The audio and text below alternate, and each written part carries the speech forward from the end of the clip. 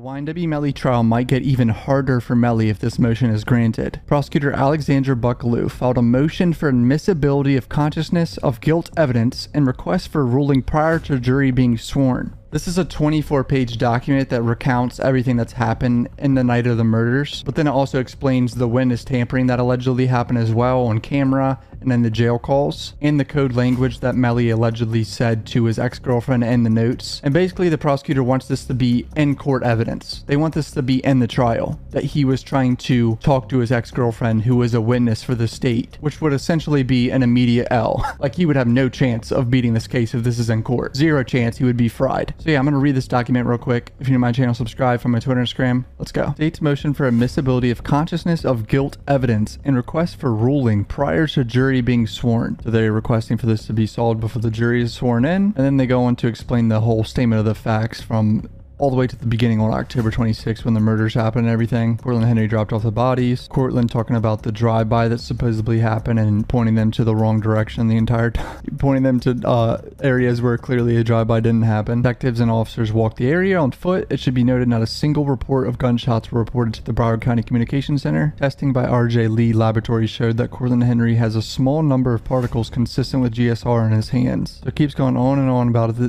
details of the murders, which we already know a lot of. Talking about Cortland changing his clothes from a black shirt to a black hoodie. Moretti received the autopsy report. It stated that the wound path on the neck of Williams was from back to front, left to right, and upward. This was in contradiction to what was stated that a drive-by occurred on the right side of the vehicle while in motion. Williams also had a gunshot wound to his right shoulder and his chest. It should be noted none of the flight paths from the exterior of the vehicle matched the wound path on the rear of Williams' head. It was obvious the projectile entered from the left rear side of the vehicle. On January 11th, Moretti confirmed the entry wound on the left side of Thomas's face was an intermediate wound. It should be noted there was 3-centimeter stippling pattern around the entry wound, which obviously indicates that it was an up-close gun that shot him, within 3 feet, I believe. Mariah Hamilton gave 2 sworn statements to law enforcement during the course of the investigation. Her mother, Felisa Holmes, also gave a sworn statement to Moretti. In the statements, Miss Hamilton and Miss Holmes indicate that Jamel Demons completed a video call to Mariah in the early morning hours of October 26, stating that he was just involved in a drive-by shooting. They also indicated that he used a certain number. Video call that they admitted to that Melly called them at like 4 in the morning or 5 in the morning or something shows that he didn't actually lose his phone, which is a huge L for Melly's defense because they're saying that he could have left his phone in the car and left. Mariah and Felisa were listed as witnesses for the state on April 9th, 2019, and then in November of 2021 there was supposed to be depositions for them, but they became uncooperative with the prosecution at this point. Felisa Holmes sent screenshots of an Instagram conversation to Detective Moretti showing that Cortland Henry, while he was on bond for the first time, had engaged in some communication with Miss Holmes. Not good. Not a good look for Cortland. It starts to describe how Detective Danny Polo was monitoring jail calls of James Howard and started hearing stuff about Melly talking to people. I read all this in my last video, by the way. If you want to go watch what happened on the jail cameras, I'll put it up on a annotation up in the corner. You know, they started the code name language that I explained in my last video about A$AP Rocky's baby mama calling Melly's ex-girlfriend Rihanna. Also telling apparently Melly's mom not to, talk to the police either. And then they talk about smuggling, the drugs into jail as well. We saw this. Here's when they start citing other cases where this happened and where someone committed a murder and then after the crime they were, doing something with a witness or talking. Or consciousness of guilt is both a concept and a type of circumstantial evidence used in criminal trials. It refers to a powerful and highly incriminating inference that a judge or jury may draw from statements or conduct by a defendant after a crime has been committed, suggesting that the defendant knows he or she is guilty of the charged crime. In other words, the defendant's conduct after the crime is circumstantial evidence that the defendant intended to commit the crime or in fact committed the crime. Some of the most common types are fleeing from the crime scene or jurisdiction, false statements or lies, false alibi, changing name or personal appearance, concealing or destroying evidence, witness intimidation or bribery. They're talking about the witness intimidation part for Melly. This Soul vs. State case that happened in 2007, this defendant was eventually charged with solicitation to commit murder, solicitation to tamper with evidence, and solicitation to commit burglary of a dwelling. So he's talking about murdering certain witnesses. Likewise, evidence of the solicitation to murder Harry Dia, the blame for the D'Amato murder on him would be admissible in the D'Amato murder trial. And then another case, Luongo vs. State. These weird weird ass names, dude. Jail calls between an undercover detective and the defendant were introduced at trial as part of the evidence. The solicitation and tampering occurred during an ongoing murder investigation. The commission of the solicitation and tampering was done in an attempt to prevent a key witness from testifying to avoid murder convictions. The court went even further to opine the solicitation and tampering charges could be reasonably construed as demonstrating the defendant's consciousness of guilt. Even where the defendant does not personally make the attempt to influence or intimidate a witness, an attempt by a third person to influence a witness not to testify or testified falsely is relevant and may be introduced into evidence in a criminal prosecution on the issue of the defendant's guilt where it establishes the attempt was made with the authorization of the accused. However, evidence of a threat or attempt to influence a witness made by a third party must be linked to the defendant in order to be relevant to any material issues. Evidence of an attempt to influence the testimony of a witness is always admissible. The defendant went to great lengths to have the others contact Mariah Hamilton for him.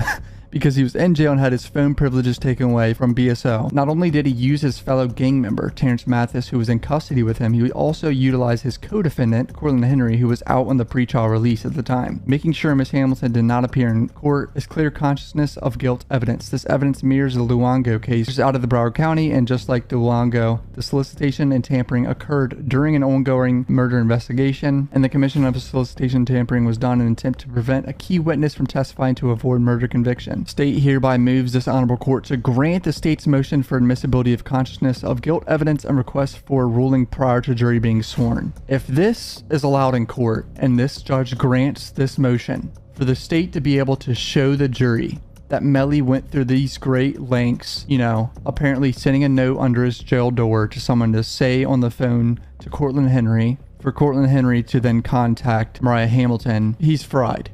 If this is allowed in court, he's fried. Like, it's over with. There might as well not even be a trial. I don't know how common this is. I mean, she cited 2 or 3 cases in like over the course of over 10 years. So who knows if this is actually going to be granted, but if it is, he's fried. The ballistics and the forensics and the phone records are already a terrible look for Melly, obviously, because it all points to that back seat that he's on video getting in and sitting in. This makes it even worse because he's going through these hurdles to get in contact with his ex-girlfriend and having this code language calling her Rihanna, A$AP Rocky's baby mama, to stay in the Maybach.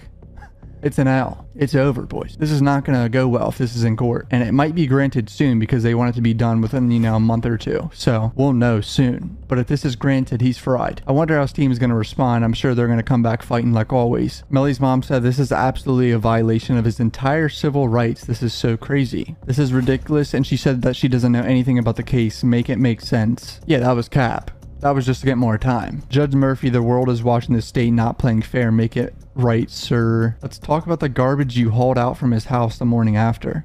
Well, I didn't recall that being a thing. So clearly a lot of Melly's fans are saying that this is like the state, you know, grasping at anything they can because they're scared that a not guilty verdict could happen. You know, really hammer it home and get as much against them as possible. I mean, the state is just trying to put the nail in the coffin right here, boys. They're like, if you're not going to get convicted the way I want, I'm going to make you like get convicted of something else. Do you realize this case is not about justice? If they grant this, it's an obvious agenda. Show me a case where a detective assaulted the mother of the defendant in front of her lawyer, causing her to have surgery on her hand because he was too lazy or disrespectful to get a search warrant for her phone, and the band just played on. If the judge is decent, he will deny this motion just as he denied it when the defense asked you to dismiss the case. Well, that's different situation, different circumstances. This is simply a joke. Instead of preparing the case, she was wasting time on this shit for fear of losing this trial. This bitch is as dirty as Christine. I don't see it as being dirty because if there is actual evidence of like witness tampering and this is a thing that's happened in the past, this is just the prosecution doing what was given to them. If there's phone records of them doing this in jail and talking to each other on the phone and relaying messages, and district attorneys have been able to get this motion approved and let this be in court, I just see it as a massive L. I don't think that this is like taking advantage of anything. If this is truly what happened, then this probably needs to be shown to the jury, in my opinion. That's just me being harsh because I'm a realist. I'm not trying to be biased. If he truly relayed these messages to his ex-girlfriend, that's an issue. To my channel, subscribe from my Twitter and Instagram. Love you, boys. Peace out.